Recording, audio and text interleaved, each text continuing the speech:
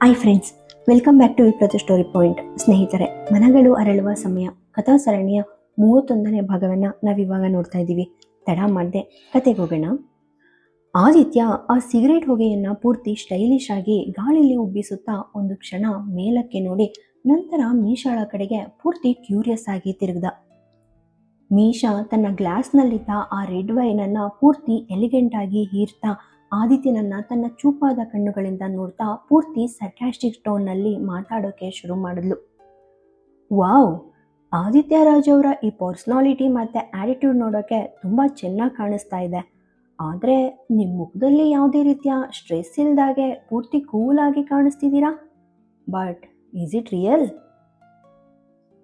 ಆದಿತ್ಯ ಅವಳ ಈ personal comment ಕೇಳಿ ಪೂರ್ತಿ ಶಾಕ್ಡ್ ಆಗಿ ಅವಳನ್ನು ಪೂರ್ತಿ ಕ್ವೆಶನಿಂಗ್ ಲುಕ್ಕಲ್ಲಿ ನೋಡ್ದ. ಅವಳು ಯಾರು ಮತ್ತು ತನ್ನ ಬಗ್ಗೆ ಯಾಕೆ ಇಷ್ಟೊಂದು ಡೀಪಾಗಿ ಮಾತಾಡ್ತಿದ್ದಾಳೆ ಅನ್ನೋದು ಅವನಿಗೆ ಅರ್ಥ ಆಗಲಿಲ್ಲ. ಮೀಶಾ ಅವನ ಗೊಂದಲವನ್ನು ಸರಿ ಗಮನಿಸಿ ಅವನಿಗೆ ಇನ್ನೂ ಸ್ವಲ್ಪ ಹತ್ತಿರ ಬಂದು ಪೂರ್ತಿ ಇಂಟೆನ್ಸ್ ಆಗಿ ಅವನ ಕಣ್ಣಲ್ಲಿ ಕಣ್ಣಿಟ್ಟು ಹೇಳಿದ್ಲು. ಲಿಸನ್ ಆದಿತ್ಯ, ನೀನು ಈ ಕಣ್ಣುಗಳಲ್ಲಿರೋ ಆ ಡೀಪ್ ಎಮೋಷನ್ಸ್ ಮತ್ತು ಆ ನೋವಿನ ಭಾವ ನಿನ್ನ ಹೃದಯದ ಅಸಲಿ ಸ್ಥಿತಿಯನ್ನು ಪೂರ್ತಿ ರಿವೀಲಿಂಗ್ ಮಾಡ್ತಾ ಇದೆ. ನೀನು ಹೊರಗೆ ಎಷ್ಟು ಸ್ಟ್ರಾಂಗ್ ಆಗಿ ಕಂಡ್ರೋ ಒಳಗಡೆ ಪೂರ್ತಿ ಶಾಟರ್ಡ್ ಆಗಿದೆಯಾ ಅನ್ನೋದು ನನಗೆ ಪೂರ್ತಿ ಕ್ಲಿಯರ್ ಆಗಿದೆ. ಒಬ್ಬ ಪೂರ್ತಿ ಅನ್ನೋನ್ ಗರ್ಲ್ ಬಾಯಿಂದ ಇಂಥ ಪರ್ಸ್ನಲ್ ಆದ ಮತ್ತು ಕಡು ಸತ್ಯದ ಮಾತನ್ನು ಕೇಳಿದ ಆದಿತ್ಯನಿಗೆ ಪೂರ್ತಿ ವಿಯರ್ಡ್ ಆಗಿ ಅನ್ನಿಸ್ತು. ಅವನು ಒಂದು ವಿಚಿತ್ರವಾದ ಮುಖಭಾವದೊಂದಿಗೆ ಅವಳನ್ನು ಪೂರ್ತಿ ಸ್ಟೇರಿಂಗ್ ಮಾಡ್ತಾ ದಿಟ್ಟಿಸ್ದ. ಆದಿತ್ಯ ತನ್ನ ಉಬ್ಬುಗಳನ್ನು ಏರಿಸಿ ಅವಳನ್ನೇ ಪೂರ್ತಿ ಸಸ್ಪೀಸಿಯಸ್ ಆಗಿ ನೋಡ್ತಿರೋದನ್ನು ಗಮನಿಸಿದ ಮೀಶಾ ತಕ್ಷಣ ತನ್ನೆರಡು ಕೈಗಳನ್ನು ಗಾಳಿಯಲ್ಲಿ ಮೇಲಕ್ಕೆತ್ತಿ ಪೂರ್ತಿ ಡ್ರಾಮ್ಯಾಸ್ಟಿಕ್ ಆಗಿ ಮತ್ತೆ ಸಣ್ಣ ಗಾಬರಿಯಿಂದ ರಿಯಾಕ್ಟ್ ಮಾಡಿದ್ಲು. Oh no no no no, please ಅಷ್ಟು ಸೀರಿಯಸ್ ಆಗಿ ಥಿಂಕ್ ಮಾಡಬೇಡ ಆದಿತ್ಯ. ಲೀಸನ್, ನಾನು ನಿನ್ನ ಯಾವುದೇ ಒಬ್ಬ ಕ್ರೇಜಿ ಫ್ಯಾನ್ ಅಲ್ಲ, ಅಥವಾ ನಿನ್ನ ಸುತ್ತಲೂ ಸುಳಿದಾಡ್ತಿರೋ ಯಾವುದೋ ಒಂದು ರ್ಯಾಂಡಮ್ ಬಟರ್ಫ್ಲೈ ಅಲ್ಲ. ನಿನ್ನ ಜೊತೆ ಸುಮ್ಮನೆ ಟೈಮ್ ಪಾಸ್ ಮಾಡೋಕ್ಕೆ ಅಥವಾ ಯಾವುದೋ ಒಂದು ಫ್ಲರ್ಟಿ ಮೋಡ್ನಲ್ಲಿ ಮೋಜ್ ಮಾಡೋ ಉದ್ದೇಶದಿಂದನೂ ನಾನು ಇಲ್ಲಿಗೆ ಬಂದಿಲ್ಲ. ಆ ಥರದ ರಾಂಗ್ ಇಂಪ್ರೆಷನ್ ಇಟ್ಕೊಳ್ಬೇಡ, ಓಕೆ?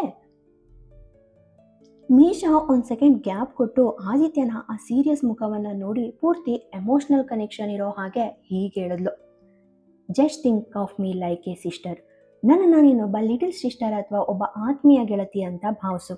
ನಾನು ಕೇವಲ ನೀನು ಆ ಇನ್ನರ್ ಪೇನ್ ನೋಡಿ ಮಾತಾಡ್ಸೋಕೆ ಬಂದೆ ಅಷ್ಟೆ.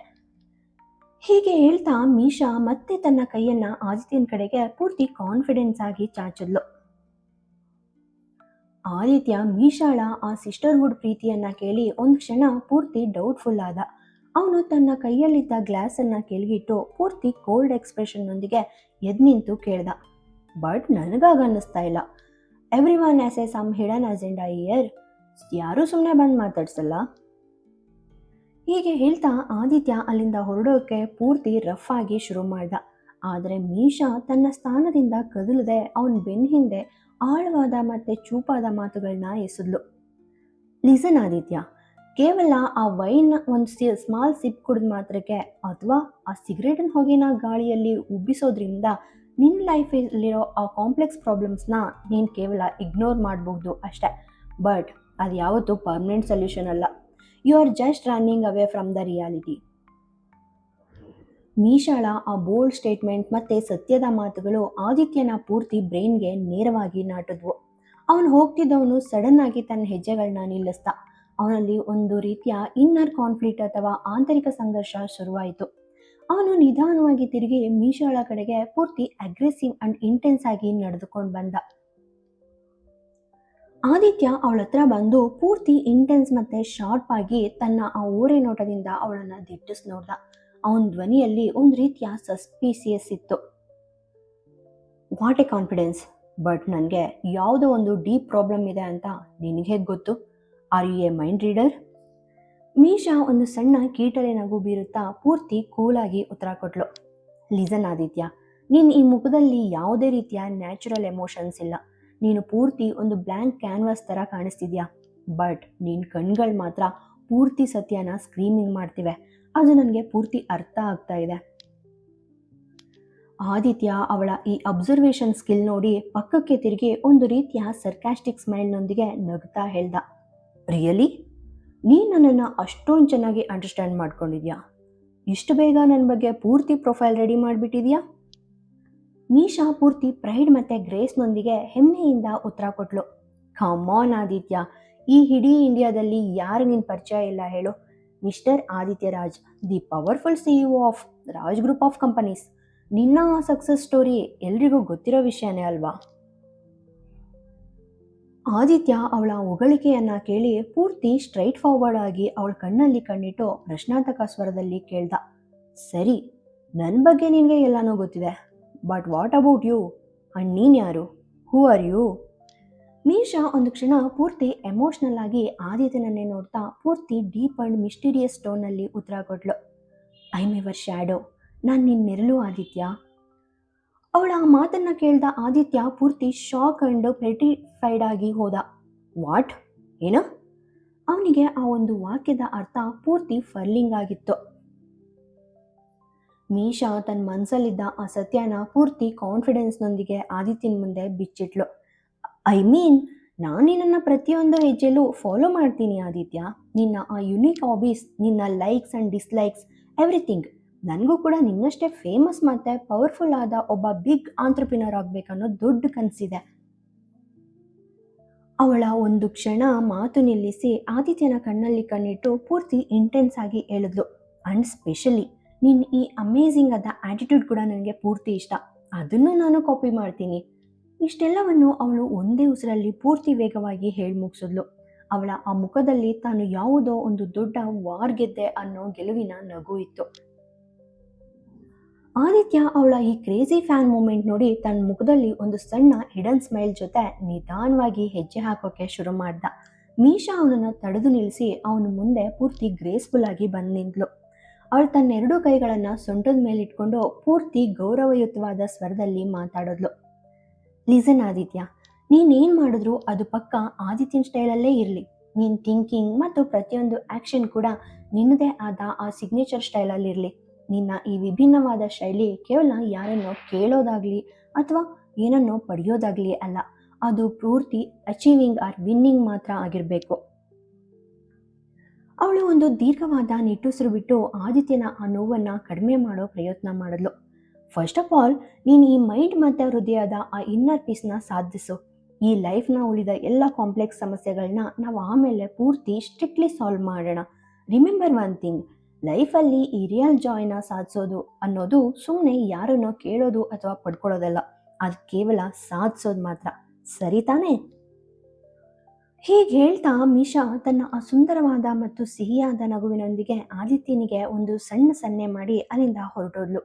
ಅವಳು ಹೋದ್ಮೇಲೂ ಆದಿತ್ಯ ಅವಳ ಮಾತುಗಳ ಆಳದಲ್ಲಿ ಪೂರ್ತಿ ಲಾಸ್ಟ್ ಆಗಿ ಮೌನವಾಗಿ ಅಲ್ಲೇ ನಿಂತಿದ್ದ.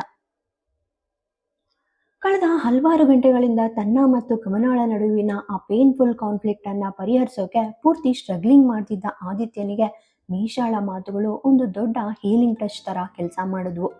ಅವಳ ಆ ಪಾಸಿಟಿವ್ ಮಾತುಗಳನ್ನ ಕೇಳಿದ ಮೇಲೆ ಅವನು ಸ್ವಲ್ಪ ಮಟ್ಟಿಗೆ ರಿಕವರ್ಡ್ ಆದ. ಇಷ್ಟು ಸಮಯ ಅವನ ಮುಖದಲ್ಲಿದ್ದ ಆ ಸತ್ತಂತಿದ್ದ ಎಮೋಷನಲ್ನೆಸ್ ಲುಕ್ ಈಗ ನಿಧಾನವಾಗಿ ಪೂರ್ತಿ ಕಾಮ್ ಮತ್ತೆ ಪೀಸ್ಫುಲ್ ಆಗಿ ಬದಲಾಯಿತು. ಆದಿತ್ಯ ಅಲ್ಲೇ ನಿಂತ್ಕೊಂಡು ಮೀಶಾ ಆ ಬಾರಿಂದ ಪೂರ್ತಿ ಗ್ರೇಸ್ಫುಲ್ ಆಗಿ ಹೊರಡೋದನ್ನ ಸುಮ್ಮನೆ ಮೌನವಾಗಿ ನೋಡ್ತಾ ಇದ್ದ. ಮೀಶಾಳ ಆ ಪ್ರತಿಯೊಂದು ಶಬ್ದಗಳು ಅವನ ಮೇಲೆ ಯಾವುದೋ ಒಂದು ದೊಡ್ಡ ಮ್ಯಾಜಿಕ್ ಸ್ಪೆಲ್ ಮಾಡಿದ ಹಾಗೆ ಇತ್ತು. ಅವಳು ಹೇಳಿದ ಆ ಇನ್ನರ್ ಪೀಸ್ ಅನ್ನೋ ಮಂತ್ರ ಅವನಿಗೀಗ ಪೂರ್ತಿ ಕ್ಲಾರಿಟಿ ನೀಡ್ತಾ ಇತ್ತು.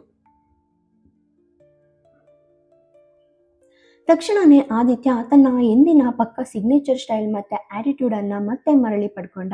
ಅವನ ಆ ಬೋಲ್ಡ್ ಪರ್ಸನಾಲಿಟಿ ಮತ್ತೆ ವರ್ತನೆ ಈಗ ಪೂರ್ತಿ ಪವರ್ಫುಲ್ ಆಗಿ ಕಾಣ್ತಾ ಇತ್ತು. ಅವನು ತನ್ನ ಮನಸ್ಸಲ್ಲಿ ಒಂದು ದೊಡ್ಡ ಡಿಸಿಷನ್ನ ಮಾಡ್ಕೊಂಡ. ಅಷ್ಟರಲ್ಲಿ ಕವನ ಆ ವಿಶಾಲವಾದ ಉದ್ಯಾನವನದ ಬೆಂಚಿನ ಮೇಲೆ ಪೂರ್ತಿ ಲೋನ್ಲಿನೆಸ್ನಿಂದ ಕುಳಿತು ತನ್ನದೇ ಆದ ಸಾವಿರಾರು ಪ್ರಶ್ನೆಗಳಲ್ಲಿ ಪೂರ್ತಿ ಲಾಸ್ಟ್ ಆಗಿದ್ಲು. ಆದಿತ್ಯನಿಗಾಗಿ ಅವಳ ಮನಸ್ಸಲ್ಲಿರೋ ಆ ಪ್ಯೂರ್ ಫೀಲಿಂಗ್ಸ್ ಅವಳಿಗೆ ಆ ಕ್ಷಣದಲ್ಲಿ ಒಂದು ರೀತಿಯ ಕಂಫರ್ಟ್ ಝೋನ್ ಮೂಲವಾಗಿತ್ತು. ಆದರೆ ಅವನಿಲ್ಲದ ಆ ಪ್ರತಿಯೊಂದು ಸೆಕೆಂಡ್ ಅವಳಿಗೆ ಪೂರ್ತಿ ಉಸಿರುಗಟ್ಟುವಂತೆ ಮಾಡ್ತಾ ಇತ್ತು. ಆದಿತ್ಯನ ಪ್ರೀತಿ ಇಲ್ಲದೆ ಅವಳು ಉಸಿರಾಡೋದನ್ನು ಸಹ ಮರೆತು ಹೋದಂತೆ ಅವಳಿಗೆ ಪೂರ್ತಿ ಹೆಲ್ಪ್ಲೆಸ್ ಆಗಿ ಅನ್ನಿಸ್ತಾ ಇತ್ತು. ಅಷ್ಟು ದೊಡ್ಡದಾದ ಮತ್ತು ಪೂರ್ತಿ ಓಪನ್ ಗಾರ್ಡನ್ನಲ್ಲಿದ್ದರೂ ಸಹ ಅವಳಿಗೆ ಗಾಳಿ ಸಿಗದಂತೆ ಭಾಸವಾಗ್ತಾ ಇತ್ತು. ಅವಳು ತನ್ನ ಆ ಪೂರ್ತಿ ಉಸಿರುಗಟ್ಟುವಿಕೆಯನ್ನು ಕಡಿಮೆ ಮಾಡೋಕೆ ಪೂರ್ತಿ ಪ್ರಯತ್ನ ಪಡ್ತಾ ಇದ್ಲು. ತನ್ನ ಕಣ್ಣೀರು ತಡಿತಾ ಪೂರ್ತಿ ಡೀಪ್ ಬ್ರೇತ್ ತೆಗೆದುಕೊಳ್ಳುವ ಮೂಲಕ ತನ್ನ ಮನಸ್ಸನ್ನ ಪೂರ್ತಿ ಕಾಮ್ ಮಾಡೋಕೆ ಟ್ರೈ ಮಾಡ್ತಾ ಇದ್ಲು. ಕವನ ತನ್ನ ಆಳವಾದ ನೋವಿನಲ್ಲಿದ್ದಾಗ ಹಿಂದಿನಿಂದ ಒಂದು ರೀತಿಯ ಡೆವಿಲ್ ಲಾಫ್ ಕೇಳಿಸ್ತು. ಮಾಯಾ ಪೂರ್ತಿ ಆರೋಗೆಂಟ್ ಆಗಿ ಕವನಾಳ ಕಡೆಗೆ ನಡ್ಕೊಂಡು ಬರ್ತಾ ತನ್ನ ನಾಲಿಗೆಯಿಂದ ವಿಷ ಉಗುಳುವಂತೆ ಪೂರ್ತಿ ಇನ್ಸಲ್ಟಿಂಗ್ ಆಗಿ ಮಾತಾಡೋಕೆ ಸ್ಟಾರ್ಟ್ ಮಾಡಿದ್ಲು. ವಾಟ್ ಹ್ಯಾಪನ್ ಕವನ? ಏನಾಯ್ತು? ಸಡನ್ ಆಗಿ ಇಷ್ಟೊಂದು ಎಕ್ಸಾಸ್ಟೆಡ್ ಆಗಿ ಬಿಟ್ಟಿದೀಯಾ? ಒಂದೇ ಟೈಮಲ್ಲಿ ಇಬ್ಬರು ಪವರ್ಫುಲ್ ಪರ್ಸನ್ಸ್ನ ಪೂರ್ತಿ ಸೆಡ್ಯೂಸ್ ಮಾಡೋಕ್ಕೆ ಪ್ರಯತ್ನಿಸಿ ನಿನಗೆ ಪೂರ್ತಿ ಸುಸ್ತಾಗಿ ಹೋಗಿದ್ಯಾ? ನೀನು ಈ ಡಬಲ್ ಗೇಮ್ ಈಗ ವರ್ಕ್ ಆಗ್ತಿಲ್ವಾ? ಮಾಯಾಳ ಆ ಚೀಪ್ ಮಾತುಗಳನ್ನು ಕೇಳಿ ಕವನಾಳಿಗೆ ಪೂರ್ತಿ ಡಿಸ್ಗಸ್ಟಿಂಗ್ ಆಗಿ ಅನ್ನಿಸ್ತು. ಅವಳು ತನ್ನ ಕಣ್ಣುಗಳನ್ನು ಪೂರ್ತಿ ಟೈಟಾಗಿ ಕ್ಲೋಸ್ ಮಾಡಿಕೊಂಡ್ಳು ಮತ್ತು ತನ್ನ ಕೈಗಳನ್ನ ಪೂರ್ತಿ ಬಿಗಿಯಾಗಿ ಹಿಡಿದು ಆ ಬೆಂಚಿನ ಮೇಲೆ ಸದ್ದಿಲ್ಲದೆ ಕುಳಿತುಕೊಂಡ್ಳು. ಅವಳು ಮಾಯಾಳಿಗೆ ಯಾವುದೇ ರೀತಿಯ ರಿಯಾಕ್ಷನ್ ಕೊಡೋಕ್ಕೆ ಇಷ್ಟಪಡಲಿಲ್ಲ. ಮಾಯಾ ತನ್ನ ಬಗ್ಗೆ ಏನೇ ಅಂದರೂ ತನಗೇನು ಕೇಳಿಸ್ಲಿಲ್ಲ ಅಂತ ಅನ್ನೋ ಹಾಗೆ ಪೂರ್ತಿ ಇಗ್ನೋರೆನ್ಸ್ ಮೋಡ್ನಲ್ಲಿ ಅವಳು ತನ್ನನ್ನು ತಾನು ಕಂಟ್ರೋಲ್ ಮಾಡ್ಕೊಳ್ತಾ ಇದ್ಲು. ಮಾಯಾ ಪೂರ್ತಿ ಡಾಮಿನೆನ್ಸ್ ತೋರಿಸ್ತಾ ಕವನಾಳ ಮುಂದೆ ಬಂದು ಅವಳ ಅಸಹಾಯಕ ಮುಖವನ್ನು ನೋಡಿ ಸ್ವಲ್ಪ ಕೆಳಗೆ ಬಾಗಿದ್ಲು. ಕವನಾಳ ಕಣ್ಣುಗಳಿಂದ ನಿರಂತರವಾಗಿ ಹರಿಯುವ ಆ ಕಣ್ಣೀರನ್ನು ಅವಳು ಪೂರ್ತಿ ವ್ಯಂಗ್ಯದಿಂದ ನೋಡತೊಡಗಿದ್ಲು. ಅವಳ ತುಡಿಗಳ ಮೇಲೆ ಒಂದು ರೀತಿಯ ವಕ್ರ ನಗು ಮೂಡ್ತು. ಕವನಾಳನ್ನ ಪೂರ್ತಿ ಡೀಪ್ ಮತ್ತು ಪಿಯರ್ಸಿಂಗ್ ಲುಕ್ಕೊಂದ್ರಿಂದ ದಿಟ್ಟಿಸ್ತಾ ಮಾಯಾ ಪೂರ್ತಿ ರೂತ್ಲೆಸ್ ಆಗಿ ತನ್ನ ಬೆರಳುಗಳಿಂದ ಕವನಾಳ ಕೆನ್ನೆ ಮೇಲೆ ಹರಿತಾ ಇದ್ದ ಆ ಬಿಸಿ ಕಣ್ಣೀರನ್ನು ಎತ್ಕೊಂಡು ಅದನ್ನು ಅವಳಿಗೆ ತೋರಿಸ್ತಾ ಪೂರ್ತಿ ಚಿಯರ್ಫುಲ್ಲಿ ಮಾತಾಡೋಕ್ಕೆ ಸ್ಟಾರ್ಟ್ ಮಾಡಿದ್ಲು. ಹೋ ಹೇ ಸಿ ದಿಸ್, ನಮ್ಮ ದಿ ಗ್ರೇಟ್ ಕವನ ಮೇಡಮ್ ಅಳೋಕೆ ಸ್ಟಾರ್ಟ್ ಮಾಡಿದ್ದಾರೆ. What a beautiful scene. ಏನಾಯಿತು ಕವನ? ನಿನ್ನ ಆ ಡಾರ್ಲಿಂಗ್ ಆದಿತ್ಯ ನಿನ್ನ ಜೊತೆ ಮಾತಾಡೋಕ್ಕೆ ಬರಲಿಲ್ವಾ? ಅಥವಾ ಅವನು ನಿನಗೆ ನಿನ್ನ ಅಸಲಿ ಸ್ಥಾನನ ತೋರಿಸ್ಬಿಟ್ನಾ? It seems your love story is ending today. Maya ಒಂದು ದೀರ್ಘವಾದ ನಿಟ್ಟುಸಿರು ಬಿಟ್ಟು ಪೂರ್ತಿ ಆರೋಗೆಂಟಾಗಿ ತನ್ನ ಪರ್ಸ್ನಿಂದ ಒಂದು ಟಿಶ್ಯೂ ಪೇಪರ್ ತಗೊಂಡು ಅದನ್ನು ಕವನಾಳ ಕಡೆಗೆ ವಿಸ್ತರಿಸ್ತಾ ಪೂರ್ತಿ ಇನ್ಸಲ್ಟಿಂಗ್ ಆಗಿ ಮಾತಾಡಿದ್ಲು. ಹಾಂ, ಟೇಕ್ ದಿಸ್ ಟಿಶ್ಯೂ. ನೀನು ಈ ಹೆಲ್ಪ್ಲೆಸ್ ಫೇಸ್ ನೋಡೋಕ್ಕೆ ನನಗೆ ಪೂರ್ತಿ ಡಿಸ್ಗಸ್ಟಿಂಗ್ ಆಗಿ ಅನ್ನಿಸ್ತಿದೆ. ನೀನು ಏನಂತ ಭಾವಿಸಿದೀಯಾ ಕವನ? ಕೇವಲ ನಿನ್ನ ಇನ್ನೋಸೆಂಟ್ ಗೆಸ್ಚರ್ಗಳಿಂದ ನೀನು ಆದಿತ್ಯನನ್ನು ಸೆಡ್ಯೂಸ್ ಮಾಡಿ ಅವನನ್ನು ಪೂರ್ತಿ ನನ್ನ ವಿರುದ್ಧ ತಿರ್ಗಿಸೋಕೆ ಸಾಧ್ಯ ಆಗುತ್ತೆ ಅಂತ ನೀನು ಕನಸು ಕಾಣ್ತಾ ಇದೀಯಾ? You are just a fool Kavana. ನನ್ನ ಪ್ಲ್ಯಾನ್ ಮುಂದೆ ನಿನ್ನ ಆ ಚಾರ್ಮಿಂಗ್ ಗೇಮ್ಸ್ ಖಂಡಿತವಾಗಿಯೂ ವರ್ಕ್ ಆಗೋದಿಲ್ಲ. Aditya is only mine. Maya ಕವನಾಳ ಅಳುವನ್ನು ನೋಡಿ ಇನ್ನೂ ಹೆಚ್ಚು ಪೂರ್ತಿ ಫ್ಯೂರಿಯಸ್ ಆ್ಯಂಡ್ ರೂತ್ಲೆಸ್ ಆದಳು. ಅವಳು ತನ್ನ ಆ್ಯಟಿಟ್ಯೂಡನ್ನು ಪೂರ್ತಿ ಅಗ್ರೆಸಿವ್ ಆಗಿ ಬದಲಾಯಿಸ್ಕೊಂಡ್ಳು.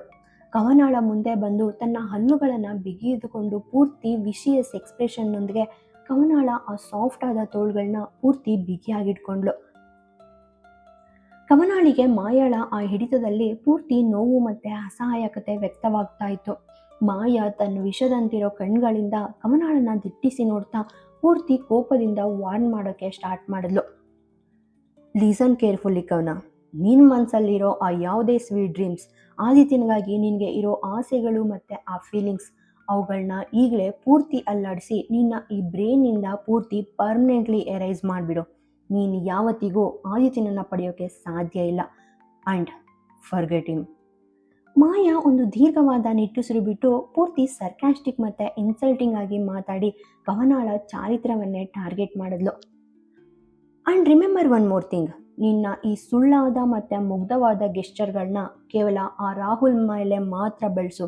ನಿನ್ನ ಈ ಡಬಲ್ ಗೇಮ್ ಅವನ ಮೇಲೆ ಚೆನ್ನಾಗಿ ವರ್ಕ್ ಆಗಬಹುದು, ಬಟ್ ನನ್ನ ಆದಿತ್ಯನ ಮೇಲೆ ಖಂಡಿತವಾಗಿಯೂ ಅಲ್ಲ. ಅವನು ನನ್ನವನು ಮತ್ತು ನಾನು ಅವನನ್ನು ಯಾರಿಗೂ ಬಿಟ್ಕೊಡೋದಿಲ್ಲ. You are just a cheap manipulator Kavana. Maya ಇನ್ನೂ ತನ್ನ ವಿಷದ ಮಾತುಗಳನ್ನು ಮುಂದುವರಿಸೋಕೆ ಹೊರಟಿದ್ದಾಗ ಆದಿತ್ಯನ ಆ ಪೂರ್ತಿ ಶಾರ್ಪ್ ಆ್ಯಂಡ್ ಕೋಲ್ಡ್ ವಾಯ್ಸ್ ಅವಳನ್ನು ಒಂದು ಕ್ಷಣ ಪೂರ್ತಿ ಸೈಲೆಂಟ್ ಮಾಡ್ತು. ಆ ಧ್ವನಿಯಲ್ಲಿದ್ದ ಗಾಂಭೀರ್ಯ ಕೇಳಿ ಮಾಯಾಳಿಗೆ ಪೂರ್ತಿ ಪ್ಯಾನಿಕ್ ಮತ್ತು ಫಿಯರ್ ಶುರುವಾಯಿತು. ಅವಳು ಪೂರ್ತಿ ಗಾಬರಿಯಿಂದ ಆದಿತ್ಯನ ಕಡೆಗೆ ನೋಡಿದ್ಲು. ಆದಿತ್ಯನ ಆ ತೀಕ್ಷ್ಣವಾದ ನೋಟ ಈಗ ಕೇವಲ ಕವನಾಳ ತೋಳುಗಳ ಮೇಲೆ ಪೂರ್ತಿ ಫೋಕಸ್ಡ್ ಆಗಿತ್ತು. ಅಲ್ಲಿ ಮಾಯಾ ತನ್ನ ಉಗುರುಗಳಿಂದ ಪೂರ್ತಿ ಬಿಗಿಯಾಗಿ ಹಿಡಿದಿದ್ಲು. ಆದಿತ್ಯನ ಕಣ್ಗಳಲ್ಲಿರೋ ಆ ಡೆಡ್ಲಿ ಆ್ಯಂಗರ್ ನೋಡಿದ ತಕ್ಷಣ ಮಾಯಾಳಿಗೆ ತಾನು ಕವನಾಳನ್ನು ಎಷ್ಟು ಕ್ರೂಯಲ್ ಆಗಿ ಹಿಡಿದಿದ್ದೀನಿ ಅನ್ನೋ ಅರಿವಾಯಿತು. ಅವಳು ಪೂರ್ತಿ ಟೆರಿಫೈಡ್ ಆಗಿ ಕ್ಷಣಾರ್ಧದಲ್ಲಿ ಕವನಾಳ ತೋಳುಗಳನ್ನ ಬಿಟ್ಟು ಅವಳಿಂದ ಪೂರ್ತಿ ಡಿಸ್ಟೆನ್ಸ್ ಕಾಪಾಡಿಕೊಳ್ತಾ ದೂರ ನಿಂತಳು. ಮಾಯಾಳ ಆ ಚೂಪಾದ ಬೆರಳಿನ ಗುರುತುಗಳು ಕವನಾಳ ಸಾಫ್ಟ್ ಆದ ತೋಳುಗಳ ಮೇಲೆ ಪೂರ್ತಿ ಡೀಪ್ ಮಾರ್ಕ್ ಆಗಿ ಅಚ್ಚೊತ್ತಿದ್ವು. ಕವನ ಆ ಅಸಹನೀಯವಾದ ನೋವನ್ನ ಪೂರ್ತಿ ಪೇನ್ಫುಲ್ ಆಗಿ ಸಹಿಸ್ಕೊಳ್ತಾ ಕಣ್ಣೀರು ಸುರಿಸ್ತಾ ಇದ್ಲು. Aditya, listen to me. ಅದು ಏನಾಯಿತು ಅಂದರೆ, ಮಾಯಾ ತನ್ನ ತಪ್ಪನ್ನು ಮುಚ್ಚಿ ಹಾಕಲು ಯಾವುದೋ ಒಂದು ಸುಳ್ಳು ಎಕ್ಸ್ಪ್ಲನೇಷನ್ ನೀಡೋಕ್ಕೆ ಪೂರ್ತಿ ನರ್ವಸ್ ಆಗಿ ಟ್ರೈ ಮಾಡಿದ್ಲು. Just get out. ಆದಿತ್ಯನ ದನಿ ಪೂರ್ತಿ ಡಾಮಿನೇಟಿಂಗ್ ಆಗಿತ್ತು. ಬಟ್ ಆದಿತ್ಯ, ನಾನು ಏನು ಹೇಳ್ತಿದ್ದೀನಿ ಅಂದರೆ ಪ್ಲೀಸ್ ಒಂದ್ಸಲ ಕೇಳು. ಮಾಯಾ ಮತ್ತೆ ಏನೋ ವಿವರಿಸೋಕೆ ಟ್ರೈ ಮಾಡಿದ್ಲು. I said get out. ನಿನಗೆ ಕೇಳಿಸ್ತಿಲ್ವಾ? ಹೊರ ಹೋಗು ಇಲ್ಲಿಂದ. ಮಾಯಾ ಇನ್ನು ಹೆಚ್ಚು ಲಾಜಿಕ್ ಕೊಡಲು ಹೋದಂತೆ ಆದಿತ್ಯನ ಧ್ವನಿ ಇಡೀ ಗಾರ್ಡನ್ನಲ್ಲಿ ಪೂರ್ತಿ ಲೌಡ್ ಆ್ಯಂಡ್ ಇಂಟೆನ್ಸ್ ಆಗಿ ಮುಳುಗ್ತು.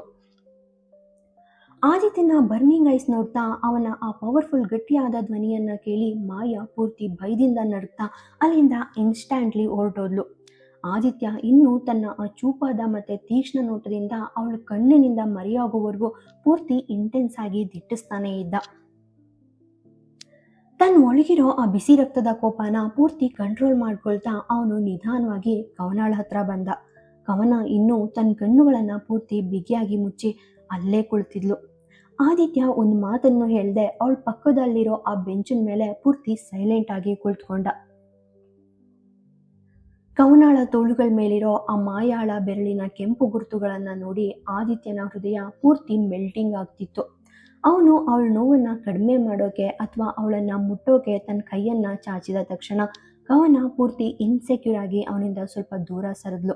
ಅವಳ ಕಣ್ಣುಗಳಿಂದ ಹರಿಯೋ ಪ್ರತಿಯೊಂದು ಕಣ್ಣೀರಿನ ಹನಿಯು ಆದಿತ್ಯನನ್ನ ಒಳಗೊಳಗೆ ಪೂರ್ತಿ ರೆಸ್ಟ್ಲೆಸ್ ಮಾಡ್ತಾ ಇದ್ವು. ನೀನು ಆ ಬಾಯಿಗೆ ಪರ್ಮನೆಂಟ್ ಆಗಿ ಏನಾದರೂ ಬೀಗ ಹಾಕೊಂಡಿದ್ಯಾ ಕವನ? ಅಥವಾ ಆ ಕೀಲಿನ ಎಲ್ಲೋ ಮರ್ತು ಬಂದಿದ್ಯಾ? ಮಾಯಾ ತರಹದ ಪೂರ್ತಿ ನಾನ್ಸೆನ್ಸ್ ಮಾತಾಡುವಾಗ ನೀನು ಸುಮ್ಮನೆ ಯಾಕೆ ಕುಳಿತಿದ್ದೆ? ನೀನು ಅವಳಿಗೆ ಯಾಕೆ ಉತ್ತರ ಕೊಡಲಿಲ್ಲ? ಆದಿತ್ಯ ಸ್ವಲ್ಪ ಕೋಪ ಮತ್ತು ಆತಂಕದ ಸ್ವರದಲ್ಲಿ ಕೇಳ್ದ. ಕವನ ಕಣ್ಣೀರು ಸುರಿಸುತ್ತಲೇ ಪೂರ್ತಿ ಮೌನವಾಗಿ ಆನ್ಸರ್ ಮಾಡಿದ್ಲು. ಯಾಕಂದರೆ ಅವಳು ಹೇಳೋದು ಯಾವ ಮಾತು ತಪ್ಪಿರಲಿಲ್ಲ sir. She was right. What? ನೀನು ಇಷ್ಟೊಂದು ರಬ್ಬಿಶ್ ಆಗಿ ಯಾಕೆ ಮಾತಾಡ್ತಿದ್ಯಾ ಕವನ? ಅವಳ ಆ ಮಾತುಗಳನ್ನು ಕೇಳಿದ ನಂತರ ಆದಿತ್ಯ ಪೂರ್ತಿ ಶಾಕ್ಡ್ ಆ್ಯಂಡ್ ಫ್ಯೂರಿಯಸ್ ಆಗಿ ಉತ್ತರ ಕೊಟ್ಟ. ಅವನಿಗೆ ಅವಳ ಆ ನೆಗೆಟಿವ್ ಥಿಂಕಿಂಗ್ ಪೂರ್ತಿ ಆಶ್ಚರ್ಯ ಉಂಟು ಮಾಡಿತ್ತು. ಕವನ ತನ್ನ ಆಳವಾದ ನೋವನ್ನು ಹೊರಹಾಕ್ತಾ ಪೂರ್ತಿ ಬ್ರೋಕನ್ ಟೋನ್ನಲ್ಲಿ ಹೇಳಿದ್ಲು. ನಾನು ಲೈಫಲ್ಲಿ ಯಾರ್ಯಾರ ಪ್ರಶ್ನೆಗಳಿಗೆ ಅಂತ ಉತ್ತರ ಕೊಡಲಿ ಸರ್? ಇಂದು ಆ ಮಾಯಾ ಮೇಡಮ್ ನನ್ನ ಕ್ಯಾರೆಕ್ಟರ್ ಬಗ್ಗೆ ಮಾತಾಡಿದ್ರು. ನಾಳೆ ಇನ್ನೊಬ್ಬರು, ನಾಳೆ ಮರುದಿನ ಮತ್ತೊಬ್ಬರು ಬಂದು ನನ್ನನ್ನು ಪ್ರಶ್ನೆ ಮಾಡ್ತಾರೆ. ಈ ಲೋಕದ ಬಾಯಿ ಮುಚ್ಚೋಕೆ ನನ್ನ ಹತ್ರ ಯಾವುದೇ ಸ್ಟ್ರಾಂಗ್ ಆನ್ಸರ್ ಇಲ್ಲ. ಕವನ ತನ್ನ ಕಣ್ಣೀರನ್ನು ಉರಿಸ್ಕೊಳ್ದೆ ಪೂರ್ತಿ ವ್ಯಂಗ್ಯವಾಗಿ ನಗ್ತಾ ಆದಿತ್ಯನ ಕಣ್ಣಲ್ಲಿ ಕಣ್ಣಿಟ್ಟು ಪೂರ್ತಿ ಇಂಟೆನ್ಸ್ ಆಗಿ ನೋಡತೊಡಗಿದ್ಲು. ಅವಳ ಆ ಪ್ರತಿಯೊಂದು ಶಬ್ದದಲ್ಲೂ ಒಂದು ರೀತಿಯ ಪೇನ್ಫುಲ್ ಮಾಕ್ರಿ ಎದ್ದು ಕಾಣಿಸ್ತಾ ಇತ್ತು. Wow, tell me mister Aditya Raj sir, ನೀವು ಯಾವ ರೀತಿಯ ಪರ್ಫೆಕ್ಟ್ ಮೋಡಿಯಿಂದ ಈ ಪವರ್ಫುಲ್ ಆದಿತ್ಯ ರಾಜ್ ಸರ್ ಅವರನ್ನು ಪೂರ್ತಿ ಅಟ್ರ್ಯಾಕ್ಟ್ ಮಾಡಿದ್ಯಾ ಅಂತ ಈ ಲೋಕದ ಪ್ರತಿಯೊಬ್ಬ ಹುಡುಗಿಯು ಪೂರ್ತಿ ಕ್ಯೂರಿಯಸ್ ಆಗಿ ತಿಳ್ಕೊಳ್ಳೋಕ್ಕೆ ಬಯಸ್ತಿದ್ದಾಳೆ ಅಲ್ವಾ sir? Every girls want to know your secret. ಅವಳೊಂದು ಕ್ಷಣ ಮಾತು ನಿಲ್ಲಿಸಿ ಪೂರ್ತಿ ಬಿಟರ್ನೆಸ್ನಿಂದ ತನ್ನಷ್ಟಕ್ಕೆ ತಾನೇ ನಿಗೂಢವಾಗಿ ನಗುತ್ತಾ ಮತ್ತೆ ಹೇಳಿದ್ಲು. ಸೀರಿಯಸ್ಲಿ ಸರ್, ಲೈಫಲ್ಲಿ ಯಾರು ಬಾಯಿ ಮುಚ್ಚಿಸ್ಬೇಕು ಅಥವಾ ಯಾರು ಈ ಪರ್ಸ್ನಲ್ ಪ್ರಶ್ನೆಗಳಿಗೆ ಪೂರ್ತಿ ಲಾಜಿಕಲ್ ಆಗಿ ಉತ್ತರಿಸ್ಬೇಕು ಅಂತ ಅನ್ನೋದು ನಾನು ಪೂರ್ತಿ ಕನ್ಫ್ಯೂಸ್ ಆಗಿ ಅರ್ಥ ಆಗ್ತಾ ಇಲ್ಲ. ಈ ಇಡೀ ವರ್ಲ್ಡ್ನ ನನ್ನ ಪೂರ್ತಿ ಟಾರ್ಗೆಟ್ ಮಾಡ್ತಿದೆ. ಬಟ್ ನೀವು ಮಾತ್ರ ಸೈಲೆಂಟ್ ಆಗಿದ್ದೀರಾ ಸರ್. ಆದಿತ್ಯ ಅವಳು ಈ ಪ್ರತಿಯೊಂದು ಆಳವಾದ ಮತ್ತು ಚೂಪಾದ ಮಾತುಗಳನ್ನ ಕೇಳ್ತಾ ಅವಳನ್ನೇ ಪೂರ್ತಿ ಡೀಪ್ ಕೇಸ್ನಿಂದ ದಿಟ್ಟಿಸಿ ನೋಡ್ತಾ ಇದ್ದ. ಕವನ ಹೊರನೋಟಕ್ಕೆ ಪೂರ್ತಿ ಕಾಮ್ ಅಂಡ್ ಸೈಲೆಂಟ್ ಆಗಿ ಕಂಡ್ರು ಆದಿತ್ಯ ಮಾತ್ರ ಅವಳು ಒಳಗಿರೋ ಆ ದೊಡ್ಡ ಇಂಟರ್ನಲ್ ಸ್ಟಾರ್ಮ್, ಅಶಾಂತಿ ಮತ್ತು ಪೂರ್ತಿ ಪ್ರಕ್ಷುಬ್ಧತೆಯನ್ನು ಪೂರ್ತಿ ಸೆನ್ಸಿಟಿವ್ ಆಗಿ ಗ್ರಹಿಸ್ತಾ ಇದ್ದ. ಆದಿತ್ಯ ಏನೋ ಒಂದು ಇಂಪಾರ್ಟೆಂಟ್ ವಿಷಯ ಹೇಳೋಕೆ ಪೂರ್ತಿ ಎಮೋಷ್ನಲ್ ಆಗಿ ಹೊರಟಿದ್ದಾಗ ಕವನ ಮಧ್ಯದಲ್ಲೇ ಅವನನ್ನು ಪೂರ್ತಿ ಇಂಟರಪ್ಟ್ ಮಾಡಿ ಅಡ್ಡಪಡಿಸಿದ್ಲು. ಅವಳ ಧ್ವನಿಯಲ್ಲಿ ಒಂದು ರೀತಿಯ ಹೋಪ್ಲೆಸ್ನೆಸ್ ಇತ್ತು. ಸಾರಿ ಸರ್, ಈ ವರ್ಲ್ಡ್ನಲ್ಲಿ ಯಾರನ್ನು ಪ್ರಶ್ನೆ ಕೇಳೋದನ್ನು ಅಥವಾ ನನ್ನನ್ನು ಜಡ್ಜ್ ಮಾಡೋದನ್ನು ತಡೆಯೋಕೆ ನನ್ನಿಂದ ಖಂಡಿತವಾಗಿಯೂ ಸಾಧ್ಯ ಇಲ್ಲ. ಬಟ್ ಆ ಪ್ರತಿಯೊಂದು ಅನೋಯಿಂಗ್ ಕ್ವೆಶನ್ಸನ್ನು ನಾನು ನನ್ನ ಮೈಂಡಿಂದ ಪೂರ್ತಿ ಇಗ್ನೋರ್ ಮಾಡಬಹುದು. That is my only option. Aditya ಪೂರ್ತಿ ಕನ್ಫ್ಯೂಸ್ಡ್ ಆಗಿ ಪ್ರಶ್ನಾರ್ಥಕವಾಗಿ ಅವಳನ್ನೇ ದಿಟ್ಟಿಸಿ ನೋಡ್ತಾ ಇದ್ದ. ಅವಳ ಮಾತಿನ ಅರ್ಥ ಅವನಿಗೆ ಪೂರ್ತಿ ಗೊಂದಲ ಉಂಟು ಮಾಡ್ತಾ ಇತ್ತು. ಕವನ ತನ್ನ ಮಾತು ಮುಂದುವರಿಸ್ತಾ ದೂರ ಎಲ್ಲೋ ಪೂರ್ತಿ ಎಂಟಿ ಲುಕ್ಕಿಂದ ನೋಡ್ತಾ ಹೇಳಿದ್ಲು, ಹ್ಮ್, ಇನ್ನೊಂದಿನ ಅಥವಾ ಇನ್ಮೇಲೆ ಯಾವುದೇ ಒಂದು ಕ್ಷಣದಲ್ಲಿ ಮತ್ತೆ ಈ ಒಂದು ಇಂಟೆನ್ಸ್ ಅಟ್ಮಾಸ್ಫಿಯರ್ ಇರೋದಿಲ್ಲ, ಈ ಸುತ್ತಲೂ ಇರೋ ಜನರು ಇರೋದಿಲ್ಲ, ನನ್ನ ಕ್ಯಾರೆಕ್ಟರ್ ಬಗ್ಗೆ ಕೇಳೋ ಈ ಚೀಪ್ ಪ್ರಶ್ನೆನೂ ಇರೋದಿಲ್ಲ, ಇನ್ನು ಮುಂದೇನೂ ಇವು ಯಾವುದೂ ಇರೋದಿಲ್ಲ ಸರ್. ಹೀಗೆ ಹೇಳ್ತಾ ಕವನ ಪೂರ್ತಿ ಹಾರ್ಟ್ ಬ್ರೋಕನ್ ಆಗಿ ಅಲ್ಲಿಂದ ಪೂರ್ತಿ ಹೊರಡೋಕೆ ಶುರು ಮಾಡಿದ್ಲು. ಅವಳು ತನ್ನ ಲೈಫಿಂದ ಆದಿತ್ಯನನ್ನ ಪೂರ್ತಿ ಎರೇಸ್ ಮಾಡೋಕ್ಕೆ ಡಿಸೈಡ್ ಮಾಡಿದ ಹಾಗೆ ಇತ್ತು. ಆ್ಯಂಡ್ ಆ ಲಿಸ್ಟಲ್ಲಿ ನಾನು ಕೂಡ ಅಲ್ಲಿರೋದಿಲ್ಲ ಅಲ್ವಾ ಕವನ? ಆದಿತ್ಯ ಕವನಾಳ ಆ ಪೂರ್ತಿ ಮಾಡದ ಸೆಂಟೆನ್ಸನ್ನು ಪೂರ್ತಿ ಸಿನಿಮ್ಯಾಟಿಕ್ ಆಗಿ ಪೂರ್ಣಗೊಳಿಸ್ತಾ ಹೇಳ್ದ. ಅವನು ತಕ್ಷಣವೇ ಬೆಂಚಿನಿಂದ ಎದ್ದು ಅವಳ ಮುಂದೆ ಪೂರ್ತಿ ಬೋಲ್ಡ್ ಆಗಿ ಬಂದು ನಿಂತ. ನಮ್ಮ ನಡುವೆ ಇರೋ ಪ್ರತಿಯೊಂದು ಎಮೋಷನ್ಸನ್ನು ಪೂರ್ತಿ ಇನ್ಕಂಪ್ಲೀಟ್ ಆಗಿ ಬಿಡುವ ಒಂದು ಕೆಟ್ಟ ಅಭ್ಯಾಸನ ನೀನು ಪೂರ್ತಿ ಅಡಿಕ್ಟೆಡ್ ಆಗಿ ಪಡ್ಕೊಂಡಿದ್ಯಾ ಕವನ. ಮತ್ತು ನಾನು ಆ ಪ್ರತಿಯೊಂದು ಸಸ್ಪೆನ್ಸ್ ಅಥವಾ ವಿಷಯಗಳನ್ನ ಪೂರ್ತಿ ಸ್ಟ್ರಿಕ್ಟ್ಲಿ ಫಿನಿಶ್ ಮಾಡೋಕ್ಕೆ ಪೂರ್ತಿ ಅಭ್ಯಾಸ ಮಾಡ್ಕೊಂಡಿದ್ದೀನಿ. ಆದಿತ್ಯ ಒಂದು ರೀತಿಯ ಮಿಸ್ಟೀರಿಯಸ್ ಸ್ಮೈಲ್ ಜೊತೆ ಪೂರ್ತಿ ಕಾಮ್ ಟೋನಲ್ಲಿ ಹೇಳ್ದ. ಕವನ ಇನ್ನೂ ಪೂರ್ತಿ ಸ್ಪೀಚ್ಲೆಸ್ ಆಗಿ ಮೌನವಾಗಿ ನಿಂತಿದ್ಲು. ಅವಳ ಕಣ್ಣುಗಳು ಪೂರ್ತಿ ಕೆಳಮುಖವಾಗಿದ್ವು. ಆದಿತ್ಯ ನಿಧಾನವಾಗಿ ಅವಳ ಹತ್ರ ಬಂದು ಅವಳ ಆ ಸಾಫ್ಟ್ ಆದ ಭುಜಗಳನ್ನ ಪೂರ್ತಿ ಫರ್ಮ್ ಆಗಿ ಹಿಡ್ಕೊಂಡ. ತನ್ನ ತಲೆಯನ್ನು ಸ್ವಲ್ಪ ಓರೆಯಾಗಿಸಿ ಅವಳ ಆ ಕೆಳುಮುಖ ನೋಟವನ್ನು ಪೂರ್ತಿ ಇಂಟೆನ್ಸ್ ಆಗಿ ನೋಡ್ದ. ಸೊ ನಿನ್ನ ಪ್ಲ್ಯಾನ್ ಪೂರ್ತಿ ಪರ್ಫೆಕ್ಟ್ ಆಗಿದೆ ಅಲ್ವಾ ಕವನ? ಈ ಒಂದು ಪೇನ್ಫುಲ್ ಅಟ್ಮಾಸ್ಫಿಯರಿಂದ, ಈ ಎಲ್ಲ ಸೆಲ್ಫಿಶ್ ಜನರಿಂದ, ನಿನ್ನ ಬಗ್ಗೆ ಬರೋ ಈ ಚೀಪ್ ಪ್ರಶ್ನೆಗಳಿಂದ, ಮತ್ತು ಮೇಯ್ನ್ ಆಗಿ ನನ್ನಿಂದ ಪೂರ್ತಿ ದೂರ ಆದರೆ ನಿನ್ನ ಲೈಫಲ್ಲಿ ಎಲ್ಲನೂ ಪೂರ್ತಿ ನಾರ್ಮಲ್ ಆಗಿ ಬಿಡುತ್ತೆ. Is that your final decision? ಕವನ ಏನೂ ಹೇಳಲಿಲ್ಲ. ಕೇವಲ ತನ್ನ ಕಣ್ಣುಗಳನ್ನು ಕೆಳಗಿಟ್ಕೊಂಡು ಪೂರ್ತಿ ಬ್ರೋಕನ್ ಸೋಲ್ ಥರ ಮೌನವಾಗಿ ನಿಂತಿದ್ಲು. ಆದಿತ್ಯ ಅವಳ ಮುಖನ ನಿಧಾನವಾಗಿ ಎತ್ತಿ ಅವಳ ಕೆನ್ನೆ ಮೇಲಿದ್ದ ಆ ಬಿಸಿ ಕಣ್ಣೀರನ್ನು ತನ್ನ ಬೆರಳುಗಳಿಂದ ಪೂರ್ತಿ ಜೆಂಟಲ್ ಆಗಿ ಉರ್ಸೋಕೆ ಶುರು ಮಾಡ್ದ. ಅವನ ಮುಖದಲ್ಲಿ ಒಂದು ರೀತಿಯ ವ್ಯಂಗ್ಯದ ನಗು ಇತ್ತು. ಅಮೇಝಿಂಗ್, ಅದ್ಭುತ ಕವನ. ನೀನು ಇಡೀ ಲೈಫ್ನ ಎಲ್ಲ ಕಾಂಪ್ಲೆಕ್ಸ್ ಸಮಸ್ಯೆಗಳಿಗೆ ನೀನು ಪೂರ್ತಿ ಬ್ರಿಲಿಯಂಟ್ ಸೊಲ್ಯೂಷನ್ ಕಂಡಿಡ್ಕೊಂಡಿದ್ಯಾ. ನಾನು ಇಲ್ಲಿಗೆ ಬಂದಿದ್ದೆ ನಿನ್ನೆಲ್ಲ ಪ್ರಶ್ನೆಗಳಿಗೆ ಪೂರ್ತಿ ಕ್ಲಿಯರ್ ಆನ್ಸರ್ ಕೊಡೋಕ್ಕೆ. ಬಟ್ ಈಗ ನನಗೆ ಅನ್ನಿಸ್ತಿದೆ ನಿನಗದ್ರ ಅಗತ್ಯ ಇನ್ನು ಮುಂದೆ ಖಂಡಿತವಾಗಿಯೂ ಇಲ್ಲ ಅಂತ. ನಂತರ ಕವನಾಳ ಕಣ್ಣುಗಳಲ್ಲಿ ಪೂರ್ತಿ ಆಳವಾಗಿ ನೋಡ್ತಾ ಅವನು ಅವಳ ಕಿವಿ ಹತ್ರ ಸ್ವಲ್ಪ ಹೋಗಿ ಪೂರ್ತಿ ಸೀರಿಯಸ್ ಆಗಿ ಪಿಸುಗುಡ್ತಾ. ನಾನು ಯಾವಾಗಲೂ ನಿನಗೆ ಒಂದು ದೊಡ್ಡ ಸಮಸ್ಯೆಯಾಗಿಯೇ ಕಂಡಿದ್ದೀನಿ ಅಲ್ವಾ? ಓಕೆ, ಇವತ್ತು ಆ ನಿನ್ನ ತೊಂದರೆಯನ್ನು ಸ್ವಲ್ಪ ಮಟ್ಟಿಗೆ ಕಡಿಮೆ ಮಾಡ್ತೀನಿ. ಅವನು ತಕ್ಷಣವೇ ಅವಳಿಂದ ಸ್ವಲ್ಪ ದೂರ ಸರಿದು ನಿಂತ್ಕೊಂಡ. ಅವನ ಧ್ವನಿ ಈಗ ಪೂರ್ತಿ ಶಾರ್ಪ್ ಅಂಡ್ ಕೋಲ್ಡ್ ಆಗಿ ಬದಲಾಯಿತು. You don't need to wait till tomorrow. ನಾಳೆವರೆಗೆ ಕಾಯೋ ಅಗತ್ಯನೇ ಇಲ್ಲ. ಇವತ್ತು, ಇದೀಗ, ಮತ್ತೆ ಸರಿಯಾಗಿ ಈ ಕ್ಷಣದಿಂದ ನಾನು ನಿನ್ನ ಲೈಫಲ್ಲಿ ಎಲ್ಲೂ ಕಾಣಿಸ್ಕೊಳ್ಳೋದಿಲ್ಲ. ಆ್ಯಂಡ್ ಡೋಂಟ್ ವರಿ, ಇನ್ಮೇಲೆ ನೀನು ಈ ವರ್ಲ್ಡ್ನಲ್ಲಿ ಯಾರ ಪ್ರಶ್ನೆಗಳಿಗೂ ಯಾವುದೇ ಉತ್ತರ, ಯಾವುದೇ ರೀತಿಯ ಎಕ್ಸ್ಪ್ಲನೇಷನ್ ಕೊಡಬೇಕಾಗಿಲ್ಲ. ನಂತರ ಸ್ವಲ್ಪ ಹೊತ್ತು ಪೂರ್ತಿ ವಿರಾಮದ ನಂತರ ಆದಿತ್ಯ ಯಾವುದೇ ಎಮೋಷನ್ಸ್ ಇಲ್ಲದೆ ಪೂರ್ತಿ ನಾಂಬಾಗಿ ಹೇಳ್ದ, ಗುಡ್ ಬೈ ಕವನ, ಪರ್ಮನೆಂಟ್ ಗುಡ್ ಬೈ.